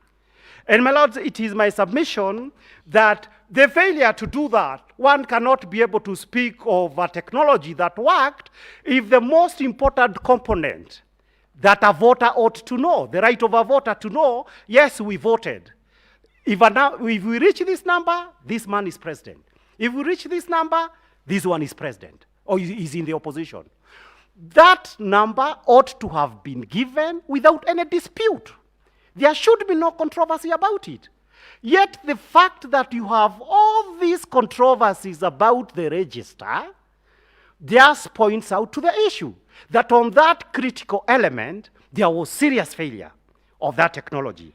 But it may not necessarily have to be a serious failure of the technology, in the sense that it could well be that the manner in which now you conclude voting, Forms 34A were uploaded, but the actual figures were being named on day 2.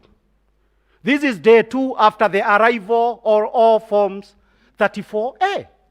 It is our submissions and my hypothesis that any person, and nowadays there are so many books that you can read anywhere and you can buy anywhere, that says how do you rig elections. If one was set out to rig an election such as this one, then one of the most important variable would be the voters register. And in this case, it is our submission that the fact that on day 1, 6 hours after the election, we were not told in a controversial manner, and after Kenyans have invested in a technology, that this number of people voted, this opened the system in the subsequent verification process to the kind of abuse that more other able people in that area have spoken about today. But that, on the face of it, appears to be where the opportunity arose. I go to the issue still at stage 1, the issues of the nomination. We have said in our affidavit that for purposes of Article 99 of the Constitution, the presidential candidates were supposed to be subjected to qualifications under Article 99.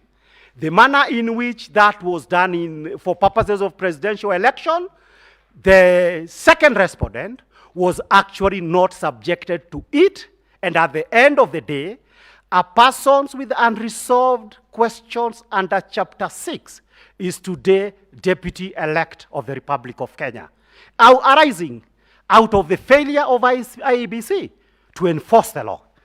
The next issue is the publication of a Gazette Notice number 9540 on 8th of August. This Gazette Notice in our submissions was an instrument of illegality. My learned colleague, Mr. Nyambodi, says that IBC chairman is always inclined to produce gazette notices even when none is required. I read it differently. If you read gazette notice as an instruction manual, it makes a lot of sense. In this sense, that in the ordinary scheme of things, and particularly when I was working in the human rights movement, when you deal with a lot of police officers and other people on those junior ranks, this activity will be carried this way. They'll not tell you the penal code says this, the police act says this. They will tell you the forces standing order, which they are socialized to understand, says this. So this was the forces standing orders. So that for purposes of the day when this verification was being carried out under this, what we are calling stage 2, it was being, and it was published on the eve of the election. There was also the bad faith that on the eve of the elections, you publish such kind of a gazette notice that runs directly counter to the Constitution. Why would anybody do that in good faith? There was lack of good faith. Because in the Republic of Kenya, during my practice of a couple of years in public law, we are aware this is the kind of stuff that we present in constitutional division and the judicial review courts to confirm whether or not it complies with the constitutions or statute. Therefore, when you publish such a gazette notice, an instruction manual that would be deployed during the verification exercise, and the following day is a public holiday, you cannot be taken to have been done that with the best of intentions. We got to stage 2, voting day. Voting day, the first violations that we talked about, not everybody entitled to vote under Article 138 in the presidential elections actually voted on account of non-compliance with the law by the IEBC. The second issue for purposes of that day, I've already talked about it, is a voters register. That on the elections day, and we have said 6 hours, you needed to know how many of us voted. The moment that information was not provided, the system and the process was exposed to anything could happen. And actually by the 15th of August, the worst, and all that could go wrong actually went wrong on the 15th of August. And therefore this is why we are saying these violations were not just minor violations. They were violations that indeed went into the heart of what is before this court, the disputed elections. At stage 3 is what we call the procedure under Article 138. Well, my constitutional law mentor, Dr. Gibson Kamau always used to tell me, and I believe most of the people who had the privilege to be his pupils, that the Constitution must be understood in a historical context. And therefore it is important that we understand Article 138 in a historical context. What is this context? This context, my lords, is this, that we do not have an equivalent of Article 138. We do 6 elections. The Constitution has not told you this is a procedure at the parliamentary elections, or the governor, or anybody else. It is only reserved for one position, the president position. The procedure at the presidential elections. And this was to leave no room of doubt that this is how in which the verification process ought to be carried about. My lords, the process after we vote in a presidential elections, I first voted in 1992. And since that year, the first multi-party elections, after voting, of course in Kenya they tell you, vote, go home, watch it on television. You will get to know the outcome. How it has always worked is that you are there at home, results are read from constituencies, from everywhere else across the country. It is a ritual that happens every year as far as I can remember since the year 1992. Now, what is the importance of this ritual? It is important to remember that in the year 2007, this ritual was disrupted by the events that happened at KICC. The disruptions of this ritual led to the post-elections violence, and the rest of it, we are all aware what happened after that. So that it is not a simple ritual. And so that in the year 2010, when the Constitution was written, it provided for a sections and 7 days and a procedure, setting out in no uncertain terms, this is how, after people vote for their president, we are going to process the issues.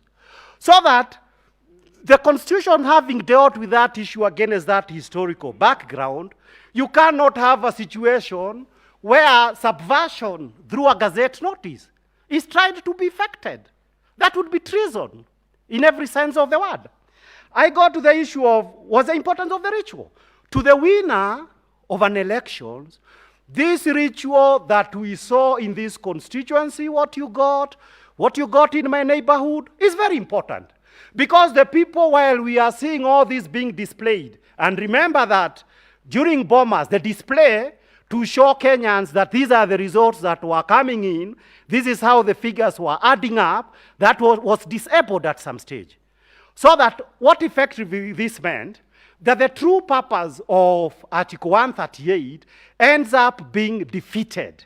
Defeated in the sense that for the winner goes and declares that I had the most numbers in accordance to Chebukati. And the loser, everybody else says, I do not know how you got those numbers. I actually thought I had more than you had. This is what was tried to be prevented. But it is equally important, the procedure under Article 138 for the loser. Why is it important for the loser? Because the loser, and in this case the loser is a loser with say about 6.9 million votes, quite a number of Kenyans. This is a loser on his 5th time seeking the presidency. The last one he says he lost under controversial circumstances. There was everything necessary to ensure that for purposes of these elections, if you are to lose the election, the math must make sense. It must add up.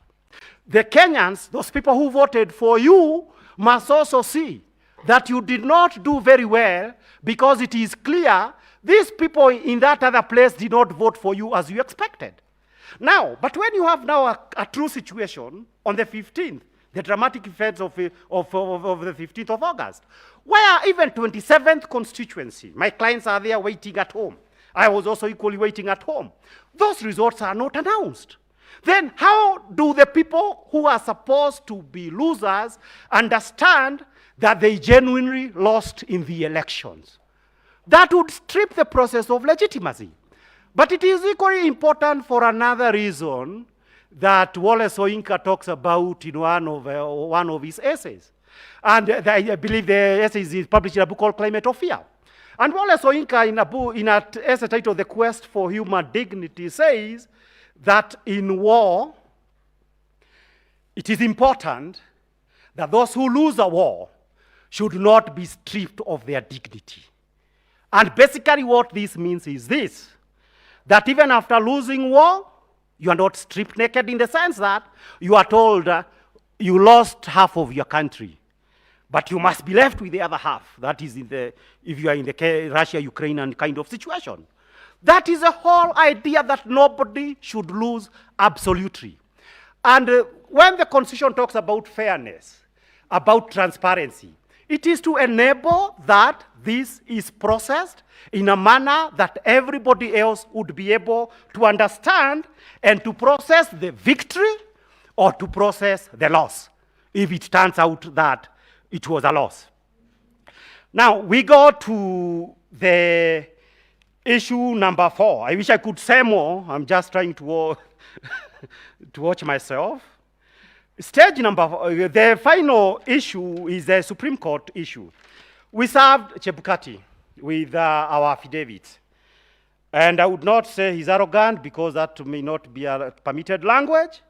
But the language that he used is one that shows lack of remorse. You will read the affidavit. On the issue of, why didn't you make arrangements for everybody to vote? We were talking about specific people, election officials. Then he says, oh, prisoners voted, diaspora's people voted, and all these other peoples voted. Now, that was not the issue. I think they are needed, and this is accountability to the Supreme Court. And that is the design of the Constitution. That now that a violation has been committed, what do you have to tell the court about it? You could not even say it was an oversight. The next one, I will recommend to the next chair to ensure it is done. There was no such thing. Then we go to the next issue. In our affidavit, the third petitioner says, I was disturbed about the events of 15th because in the morning of 15th at around 7:30 a.m., I was shown some text that seemed to show the results that now are being announced later. Why was it disturbed? Because at that time, votes were still being counted. People are being told in constituency A, this is what people got. How does Chebukati react to that?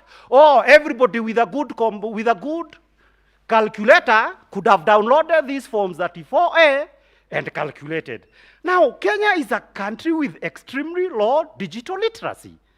To say, and when such a thing that would cause concern, that there was a problem, and you say this information was readily available, leaves a lot to be desired on the part of a public officer. I start with finishing with the issue of legitimacy. It is important that winners should have legitimacy. And it is also important that the losers also should be treated with dignity. When we read the affidavit of Honorable William Ruto, he says, oh, so many people, why are you pretending that you are acting for all Kenyans? So many people agree with my victory. But it is also equally true, so many other Kenyans don't agree with it. And therefore, in a constitutional democracy, as I conclude, it is absolutely important that when you win, and Article 38 says you win it this way, it must be confirmed.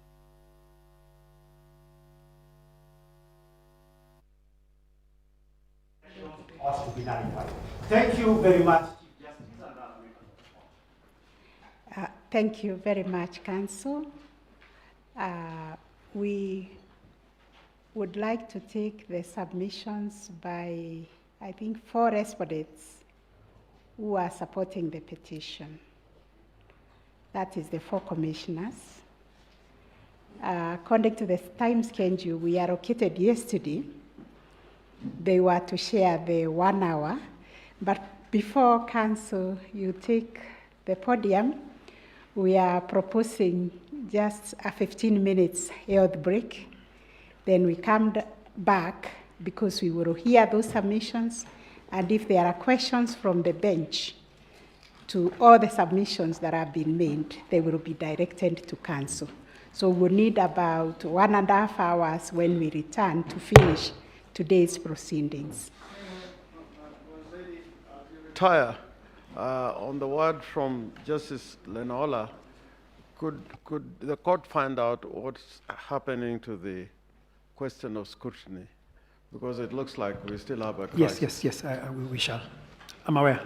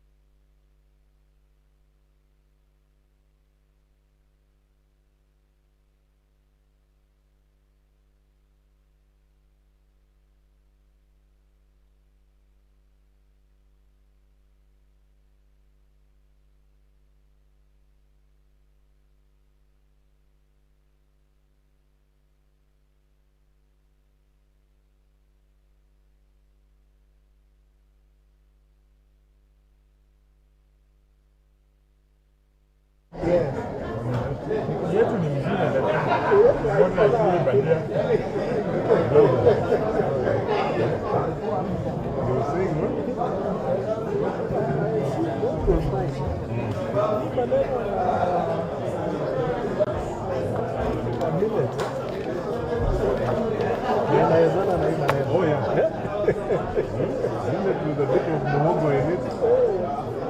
Nashika tumbo vizuri.